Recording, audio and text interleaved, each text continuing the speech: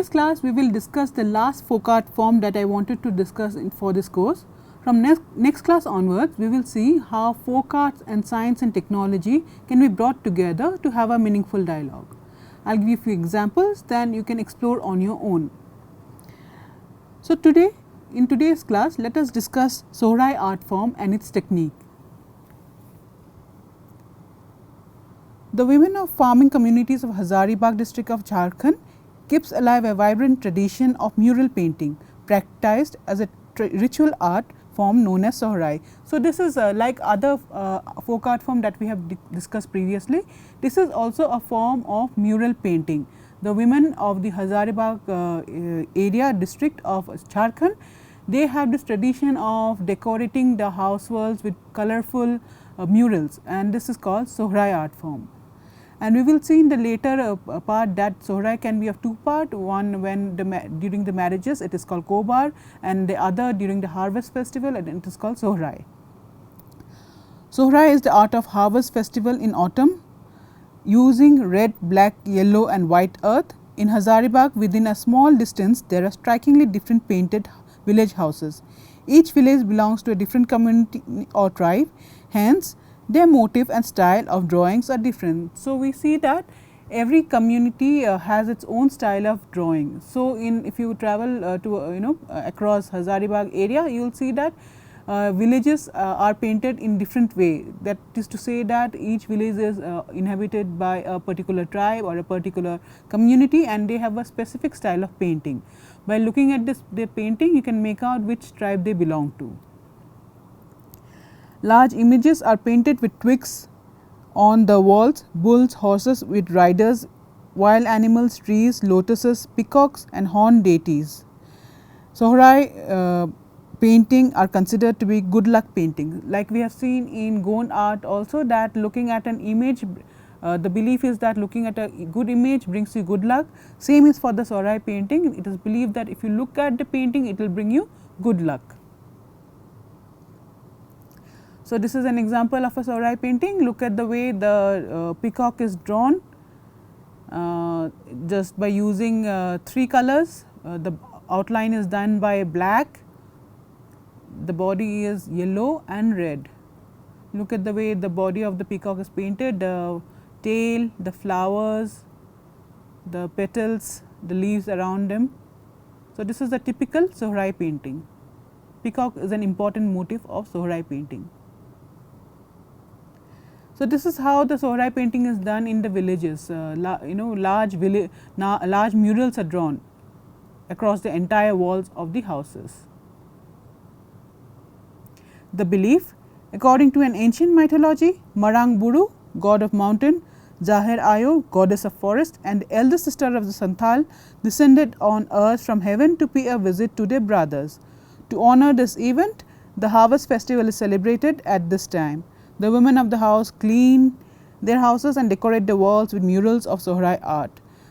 So, it is believed that the gods, when they descended to earth to meet their relatives, to welcome them, this event was celebrated. They observe the harvest festival, and also the women of the house decorate their houses with colorful murals, and this is how the Sohrai art originated. This is the belief that they think to be true.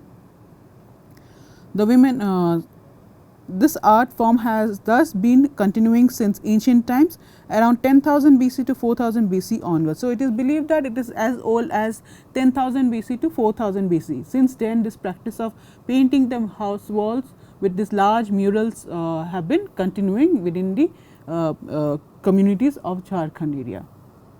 This is common mostly in caves, but now has been shifted to houses with mud walls. Later on we will see examples that this kind of painting was also common in the caves of the ancient times, and now as time progressed, this has now come to the house walls of mud walls.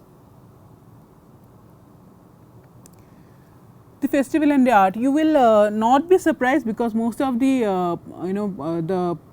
art practices of this country are connected to festival. Here also Sohrai is name of a festival also, and also an art form. Sohrai is a cattle worship festival of the Santhal people of Jharkhand and West Bengal, Munda people and Kora people. It is celebrated during Diwali. Badna or Sohrai is one of the biggest festivals among Santhal people. Badna is celebrated when the planting of paddy crop is completed. This is another festival where after the people have sowed the crops, then this festival is celebrated, whereas Sohrai is celebrated after the harvest is done and the people's houses are full of grains. Sohrai art is practiced by the Kurmi and the Prajapati tribes of Hazaribagh during the same time when Hindus celebrate Diwali. In this 2 days festival, the cattle and their god Pashupati are worshipped to ensure the fertility of the land and the subsequent harvest. Village paintings on walls are considered auspicious symbols related to fertility and fecundity. That is, these are symbols of fertility and signs that one would be blessed with lots of offsprings. The two major stylistic divisions are based on harvest and marriage seasons. Kobar refers to the decoration of the marriage chambers and Sohrai is the harvest painting on the mud houses, repairing it after the rains and offering a thanksgiving to the forces of nature. So, Kobar, as I told you, Sohrai art is like has two variations. One is called the Kobar, which is done during the marriage time, and the chambers of the newlywed is decorated with colorful murals. This is called Kobar and it is supposed to be blessing the couple with lots of offsprings and fertility. Whereas, Sohrai is also the other form is the Sohrai, which is done during the harvest time and praying for good crops. So, these are the two variations you find in Sohrai art. In preparation of the festival, the women of the community repair the mud walls, floors and decorate the walls with their stunning traditional art. The decoration has been completed by has to be completed by the eve of the festival. So, before the festival begins, the decoration or the entire cleaning and painting of the with this beautiful mural has to be completed. The distinctive Sohrai art painted on the mud wall is a matriarchal tradition handed down from mothers to daughters. This art form is monochromatic as well as extremely colorful. So, one should pay attention that this form is matriarchal, that is the women of the community only take part and it is handed down from the mothers to the daughters. And as most of the folk art forms, they are not formally learned, but they are learned by observation. The mothers would be doing it, the daughters would be observing it and this is how they learn and they carry on the traditions from generations to generations. So, it can be monochromatic, that is it can have only one color or it can have lots of colors, it can be colorful also. So, these are the two forms. On the left side you see entirely colorful paintings and on the right side you see just a usage of just the red color, red brick color. So, there are two variations, it can be colorful using various colors and or the usage of only one color. So, like in other folk art paintings, even here the colors are obtained from whatever is obtained whatever is available in the nature, and here natural ochre colors make up the palette. Kali matti, that is manganese black, is used for the black color. Dudhi matti, charak matti for white or white mud is used for the white color, lal matti or geru red oxide and pila matti yellow ochre. So, this like whatever is naturally available, what is found in abundance around them is used. So, the traditional art forms do not do not use exotic material, do not import any material that is not found around them. They only use the things that are found around them and are easily available. The walls are coated with a layer of white mud, and while the white layer is still wet, they draw with their fingertips or with broken pieces of combs or with chewed sal wood toothsticks, that is that one, that is which is used for brushing the teeth. So, what they do is first they coat the walls with a white layer, white mud, Then when the mud is still wet, they start the painting. They draw the first lines with the fingertips, or the comb is very important in this form of painting. The comb that the women use ordinarily at their homes. This is also employed to make the figures of this painting, or they can even use the sal. The sal is the commonly found tree around this area. They chew the tip of the sal wood to make it like a brush, and they use this kind of brush for painting. Or they can also use the naturally obtained herbs that is used for brushing the teeth, that is also used for as a brush to paint this painting. The designs are also painted using cloth swabs daubed in different earth colors. So, they may also use cloth swabs to draw the paintings. So, this is how it looks. The entire walls are filled with the paintings. This is another example. Even the inner walls are painted. The inner walls are mostly painted during the marriage season, marriage time. That is, the kobar is mostly painted inside the walls of the hall of the house. Styles and technique. There are two major stylistic division based on the marriage and harvest seasons. As we already said that there can be two types. One is the kobar, it is specifically known as kobar, which is done during the marriage time, and one is the sohrai, which is done during the harvest time. While the four major painting techniques include scrapping with four fingers, they use 4 fingers and they scrap the walls to make the figures. Scrapping with broken pieces of combs, that I told you that women which they generally use comb for brushing their hair, they even employ that comb for making these figures. Twig brush and cloth swab. So, there are 4 types, in 4 ways you can do, by using your fingers or using the comb or using twigs or even with cloth swabs. 4 ways that the paintings can be done. So, this is an example of the kobar style, that is as I told you, the marriage halls, the inside of the inside walls of the houses are painted during the wedding. Entire room is filled with this kind of painting. This is a example of a kobar style, and this is a example of the sohrai painting. Here mostly flora and fauna are used, are drawn. Just observe the cattle that is drawn, the peacock, the flora. So, these are the 2 types of sohrai painting. These wall paintings are considered auspicious and closely related to fertility and offspring. The sohrai art celebrates fertility in the harvest, where the walls are painted with animal motifs. Even if you see that though there are 2 forms, as I said, one is the kobar and one is the sohrai, but it is actually celebrating fertility. That is the during the marriage time, to bless the couple, this paintings are done, so that they are blessed with lots of offsprings. That is a sign of fertility. And also after harvest, when you see that there is lots of crop, that is also a sign of fertility of the land. So, sohrai art is done to celebrate both the fertility of the women and also the mother earth.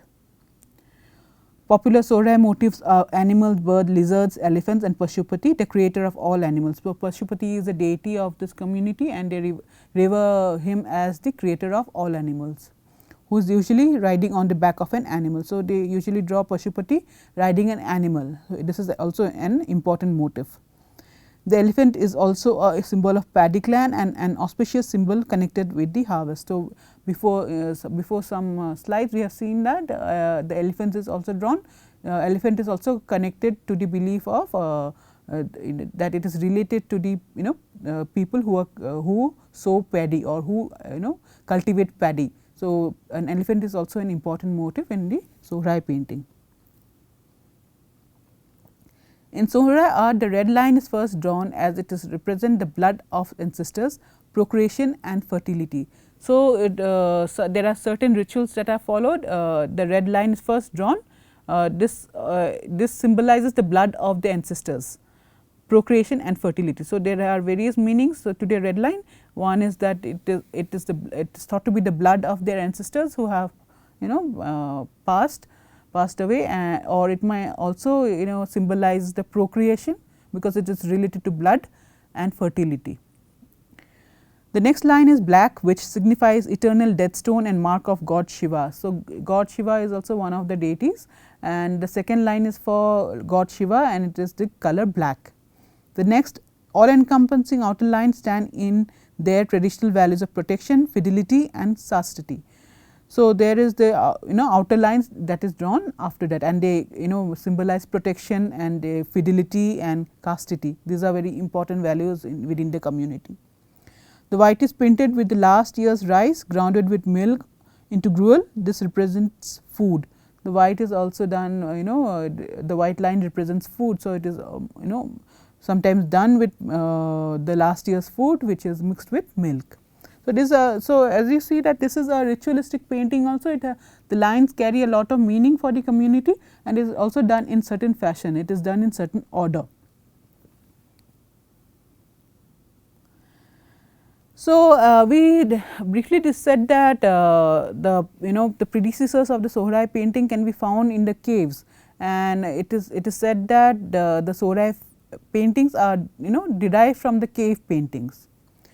The name Sohrai is said to have derived from a Paleolithic age word soro, meaning to drive with a stick, one of the oldest art form of wall painting. This tribal art has been continued since 10,000 to 4000 BC. It is said that to be following up the similar patterns and styles once used to create ISKCO and other rock art in the region like Satpahar in Hazaribagh district.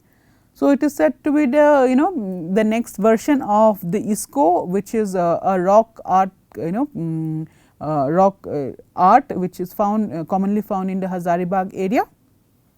This art form was prevalent mostly in caves, but now has been primarily shifted to the houses with mud walls.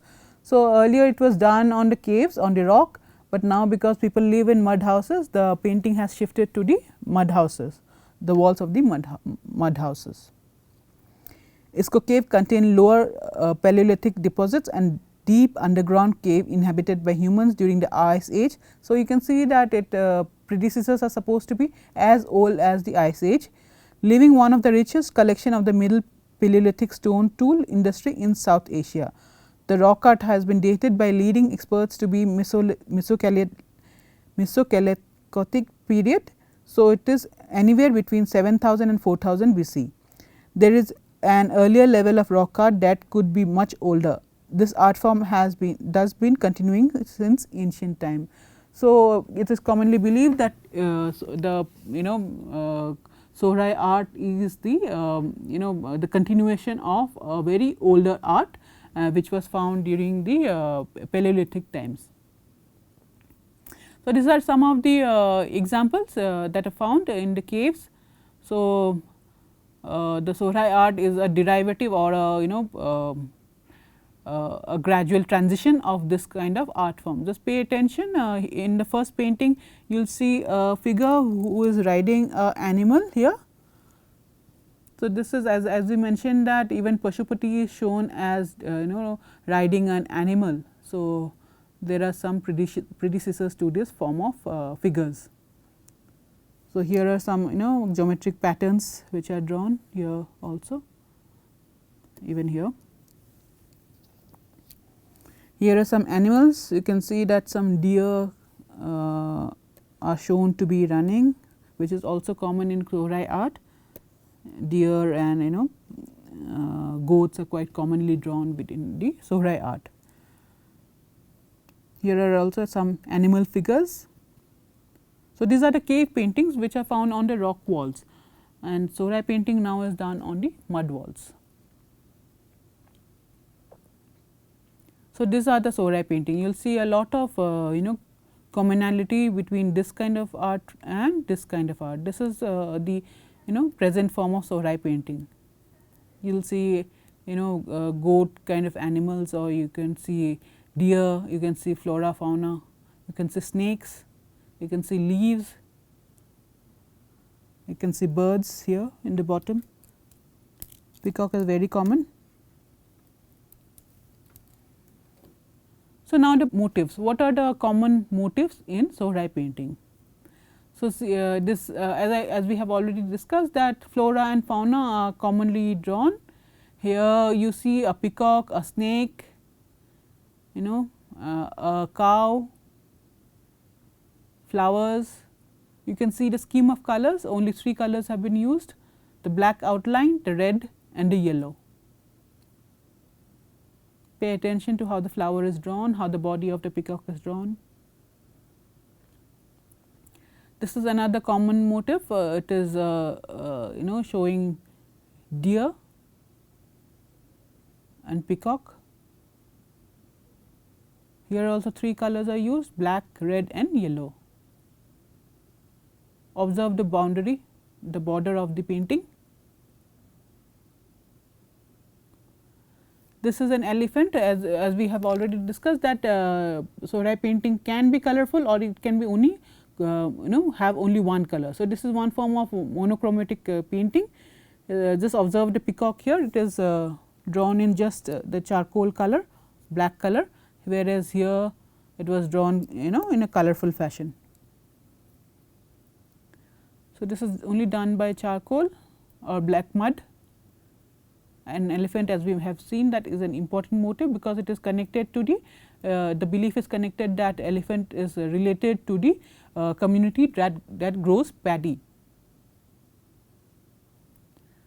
So, this is another Sohrai art form.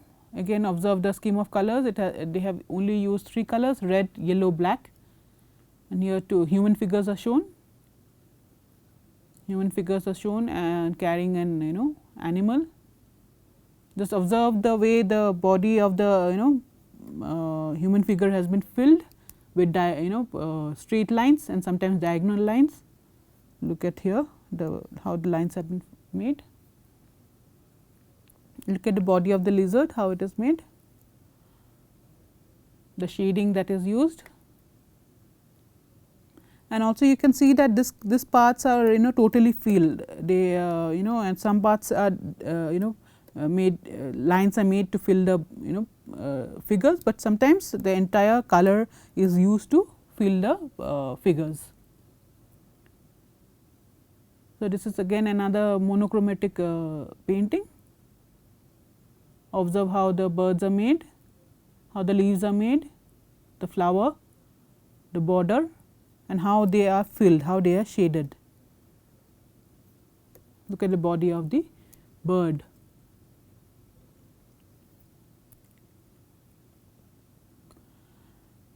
So, friends, for this course I wanted to discuss 5 folk art, the techniques of 5 folk art in details, so that you have an idea that how the variations in the folk art paintings of this country.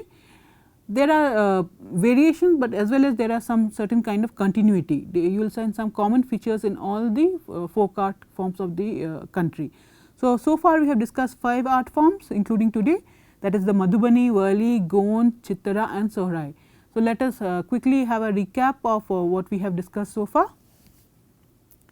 So, Madhubani art form was the first one that we had discussed, as we have seen that it is a art form of the Madhubani area of Bihar, and these are its features. They are either floor painting, Aripanna or wall murals called Kobar, done during festivals and important occasions, primarily a women's art and a spiritual practice, passed on from generation after generation by observation and learning, mythological events, creations and fertility, social activities, festivities, geometric patterns and natural elements are the central theme.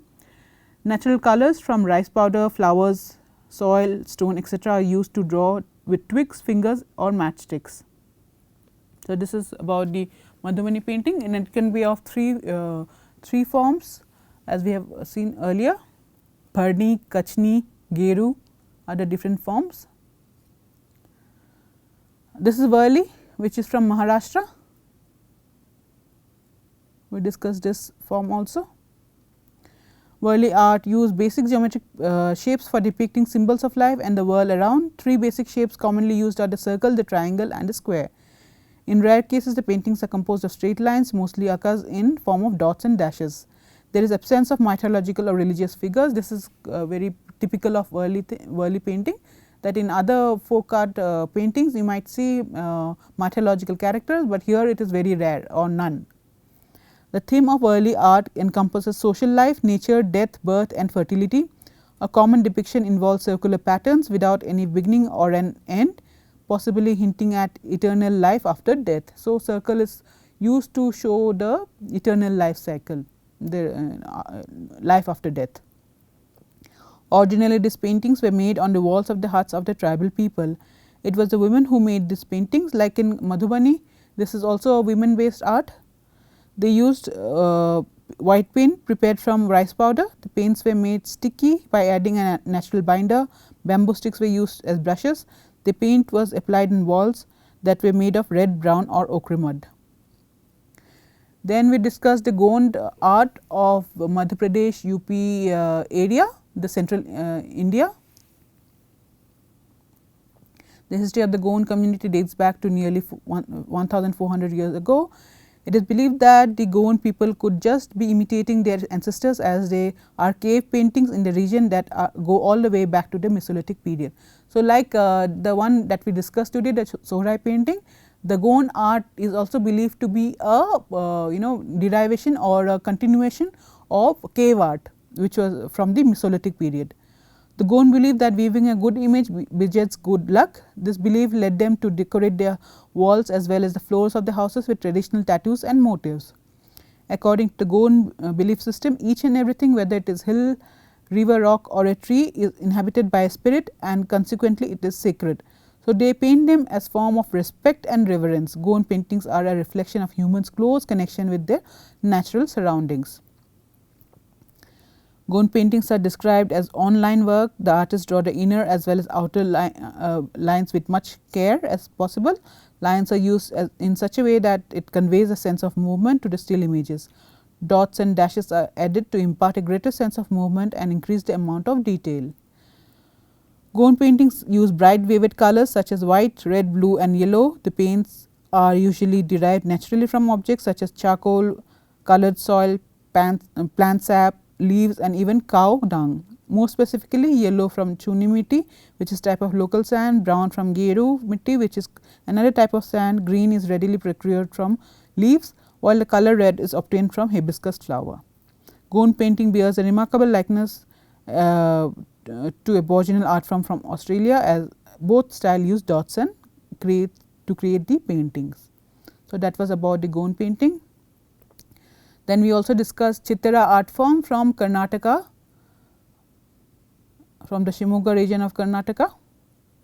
Chittara or Hase Chittara is a folk art practiced by the Divaru community in Shimoga, Sagar and Uttar Kannada district of Karnataka. The walls are colored with red mud found evidently in the region, and designs are drawn in white paint derived from rice paste and white mud.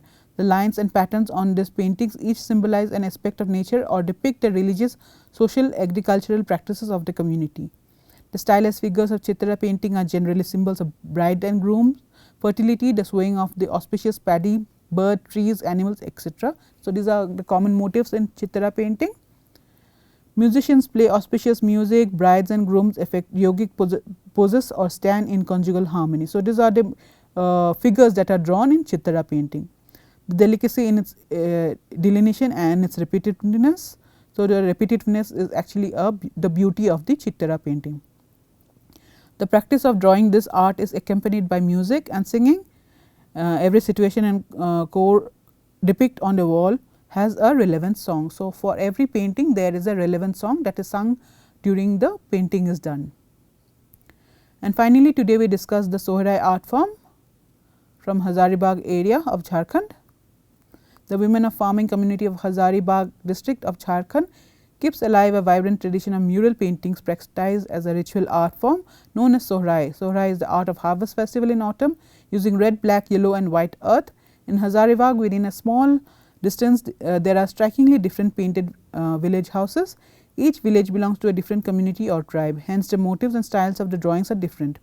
Large images are painted with twigs on the walls, bull, horse and with riders, wild animals, trees, lotuses, peacock and horned deities. Sohrai paintings are considered to be good luck paintings. So, friends, we have seen 5 different art forms from the country, from India. Just observe the commonality between them and also the difference between them. You will see fine differences between them and certain kind of commonality also. So, just go through the slides, just reflect on them and think what are the differences and what are the similarities between the folk art forms within across the country. So, next class we will see how we can bring together the folk art forms of the country and science to have a meaningful dialogue. It is noble and a new kind of exploration. Let us see how what kind of results we derive from it. See you in the next class.